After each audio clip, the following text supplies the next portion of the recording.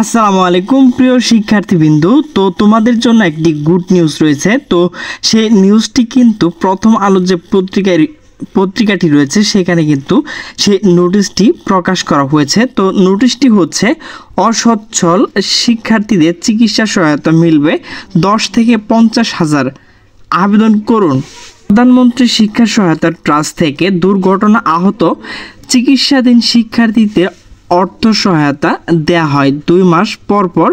July August প্রান্তর আবেদন চলছে। এই অনুদান পেতে শিক্ষার্থীদের অনলাইন আবেদন করতে হবে। আগ্রহী শিক্ষার্থীদের 31 আগস্ট রাত 12টার মধ্যে আবেদন করতে হবে। প্রধানমন্ত্রী শিক্ষা সহায়তা ট্রাস্টের এক বিজ্ঞপ্তিতে এই তথ্য জানানো হয়েছে।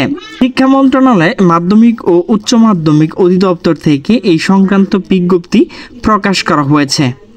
তো প্রিয় শিক্ষার্থীবৃন্দ, আমার ভিডিওটি যদি ভালো লাগে তাহলে অবশ্যই লাইক, কমেন্ট এবং শেয়ার করবেন।